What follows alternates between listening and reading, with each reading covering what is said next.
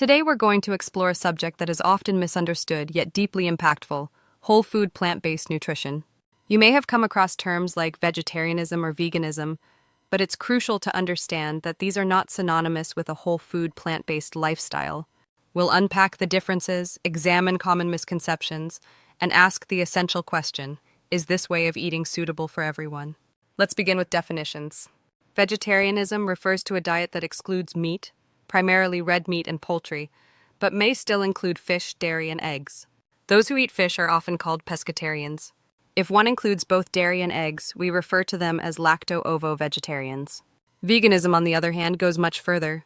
A vegan diet excludes all animal products: meat, fish, dairy, eggs, and often even honey. Many vegans also avoid using leather or any goods derived from animals. At its core, veganism is an ethical movement rooted in compassion for animals and concern for the planet. But it's important to emphasize, veganism does not automatically equate to health. A vegan might avoid meat yet still consume heavily processed foods: sugary sodas, deep-fried potatoes, industrial vegan snacks, or burgers saturated in plant-based oils. This form of veganism often lacks the nutritional integrity that a whole food plant-based diet is built upon. This is where the confusion arises, even among medical professionals. They may encounter vegans who are undernourished, fatigued, or suffering from deficiencies and wrongly assume that plant-based eating is inherently unhealthy.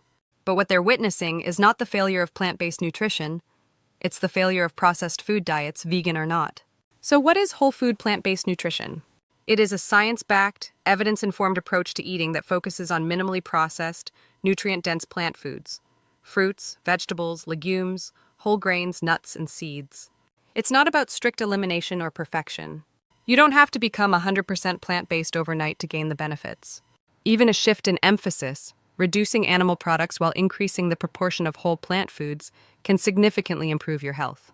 When you consistently include more whole plant-based foods in your meals and reduce your intake of animal products and processed items, you tip the scales in favor of longevity, vitality, and disease prevention.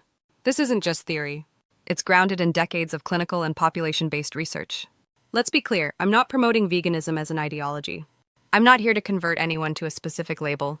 I'm a physician and a realist. I understand that transitioning your lifestyle is not about extremism, it's about sustainability and evidence. Whole food plant-based eating isn't a diet in the traditional sense. It's a long-term strategy for living well, one that can be tailored to your needs, your tastes, your cultural context. It should feel satisfying, enjoyable, and empowering, not restrictive, boring, or burdensome. It should be a lifestyle you can maintain for years, even decades. Now, does this mean you have to give up all animal products entirely? Not necessarily. For those who choose to include small amounts of animal products, the research suggests a threshold. No more than 10% of your daily calories should come from animal-based sources. Let's put that into perspective. For someone consuming about 1,700 calories a day, 10% equals 170 calories, which might translate to a single egg, a small portion of fish, or 2 cottage cheese pancakes. This modest allowance is what we consider a safe zone. The fewer animal products you consume within that range, the greater the potential benefits. But even if you do include some, you can still achieve excellent health outcomes. That said, if you decide to eat animal products, quality matters. Highly processed meats, sausages, fried cutlets, heavily salted items are clearly detrimental. A small amount of stewed organic meat is far less harmful than a deep-fried, hormone-injected chicken leg from a convenience store. Make informed choices. What we do know from global studies is this: there are no long-lived populations that eat 100% animal-free diets. However, all known long-living populations, from the blue zones of Okinawa to the hills of Sardinia, rely predominantly on whole plant foods, with only minimal inclusion of animal products, often below that 10% mark. If you reserve animal products for rare occasions, holidays, social events, special meals, your body will thank you. You don't need to become a full-time vegan or throw out your leather jacket to reclaim your health. But the remaining 90% of your diet? That should come from whole plant-based foods. So who is this lifestyle suitable for? Everyone. Whole food plant-based nutrition is appropriate for children whose bodies are growing and developing. It is suitable for adults, for women of reproductive age, for pregnant and breastfeeding mothers. It benefits the elderly. And yes, it fully supports athletes, offering strength, endurance, and faster recovery when properly planned.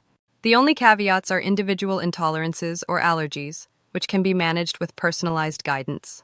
There is no scientific basis for the claim that some people cannot tolerate plant-based eating as a whole. It's about finding your place along the spectrum, from 60% to 90%, even to 100%, and moving at your own pace.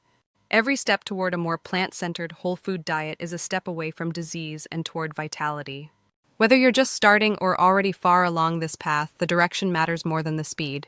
And in our next segment, I'll explain exactly why this shift is so transformative and what happens inside your body when you begin nourishing it the way nature